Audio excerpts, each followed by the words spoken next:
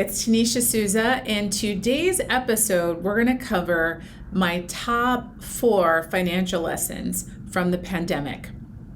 Now, a lot of people tend to ask me, why are TARDIS clients so successful when, even during the pandemic, even when people's businesses were shut down, even when people lost their jobs, why were they so financially successful? Why did they actually do better during the pandemic than the average person out there? Well, I'm going to give you 4 things that you need to think about that are going to help you to achieve some similar results to what my clients have achieved. So the first thing, number 1, is create an emergency fund.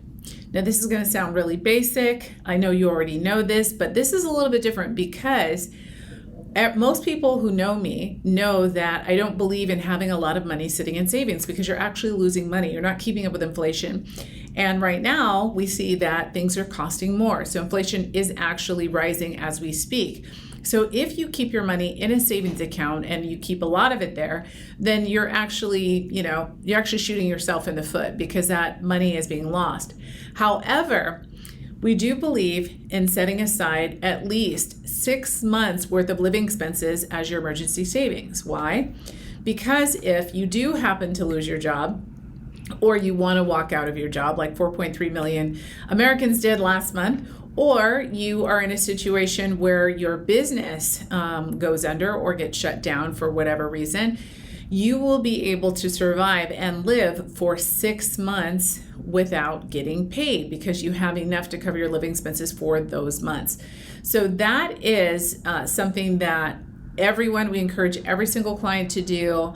A lot of them don't like to put a lot of money aside, and we're not suggesting a lot. We're suggesting just 6 months worth of living expenses. If, when we get to number 3, you already have something in place for that, there can be a replacement for that emergency savings, then you don't necessarily need to do that. We always recommend that you do have at least 3 months, even if you do the third thing I'm going to mention to you. Number 2, find out what types of resources and financial support you have available to you. So this was a real challenge for a lot of people. There's so much information out there on the internet, and a lot of people just didn't know. What am I eligible for? Am I eligible for a tax credit? Am I eligible to postpone my mortgage payment or my rent payment? Am I eligible for stimulus checks? Or what am I able to get? What can I get? What am I not eligible for? So it's really important that you find some reliable sources that can actually share with you what resources are available. Sometimes that can be your bank or your credit union. Sometimes that will be your banker, I should say. Sometimes that will be one of the organizations or groups you're part of. We like to share that type of information with our clients. So depending on where you're at, what your situation is, you may be entitled to some of that relief. And if you know about it, you can actually use it.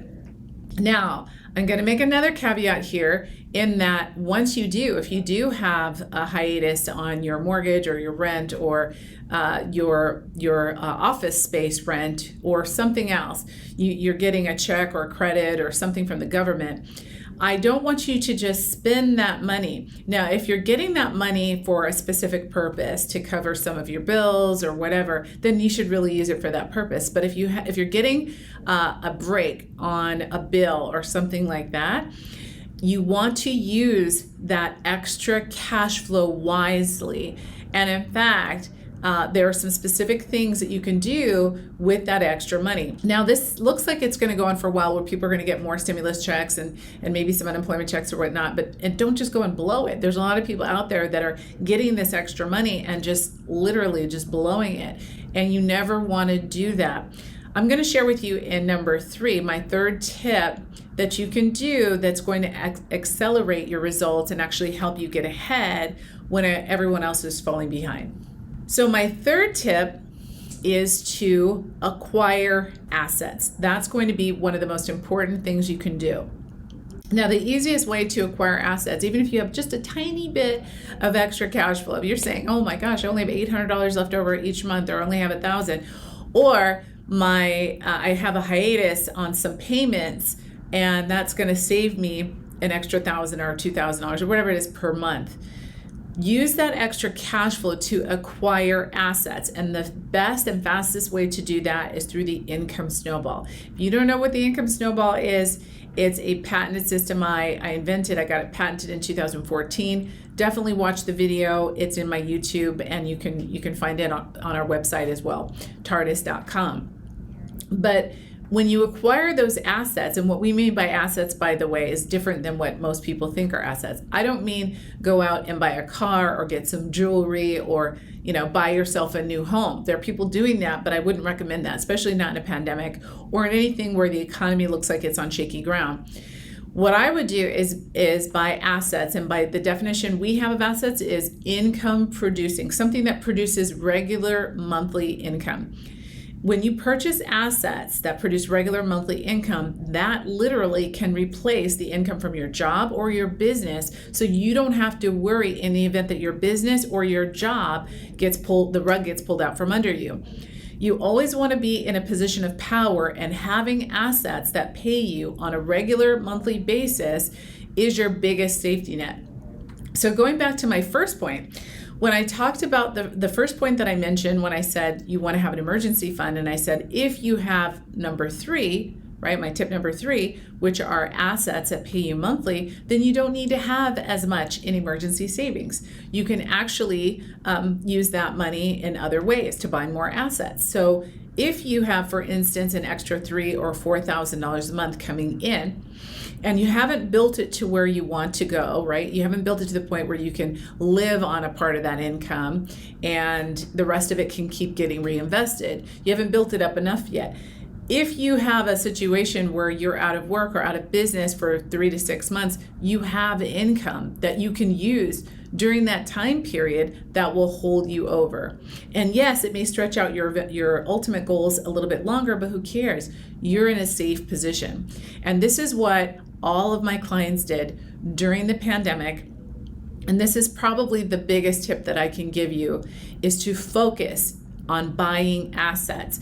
We had clients that were even unemployed, and they had so much unemployment income coming in that they were able to continue to build their income snowballs even in unemployment, buying assets, right? And so most people, they were just going and excited about, woohoo, I have this extra money, let me just go ahead and, I'm going to go to Dave & Buster's and I'm going to do this and that. And that's, you want to have fun and everything, but this is a huge lesson. Please learn it. And if you haven't started now and you don't think you can, I promise you can't afford not to. So that's number 3. The fourth and final tip that I have for you today is not to rely on your job and your business. Okay, whatever your primary active income is, you do not want to let that be your sole source of income. That is a big mistake.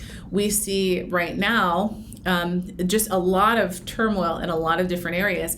And people who have been maybe in their jobs for 20 or 30 years are looking like they may not be able to stay in their jobs. And this is super unfortunate. If you're in a position like that, you're one of the prime people, I think, right, should be looking at doing this. Now, will you qualify for it? Will you be able to do it? That's a whole nother story, and you can check it out and see. There's no, it's free to check it out and see if it will work for you. But I highly recommend that you do not allow active income, whether it's from a job or whether it's from your business, to be the only source of income you have. You need multiple streams of income, and it should be passive income you don't have to work for. So while you're looking for your next job, or while you're looking for another active income stream, you have passive income streams paying you month after month after month. I cannot stress to you how important that is. People tend to think, they wait and they delay. And there were people I know that have been looking at, investing for years, and they never did anything. And then they looked back and thought, wow, had I started sooner, I would have several $1,000s a month, and I would have been home free and not worried about anything, not worried about the economy, not worried about my job, my business, not even worried about inflation, because even though inflation is bad, and obviously what it does is it reduces our dollar, the value of our dollar, if you have more money, you can still afford to buy those basic necessities and everything else. So more money is always better. So the more passive income streams, the better, and do not rely only on your active income. Please get passive income. So those are my best tips that I can give you for as far as financial lessons from the pandemic. I hope you are doing some of these, and if not, I hope you do them. Go ahead and give us a comment below. I'd love to hear your thoughts. And like and subscribe and share this video with others. All right, aloha.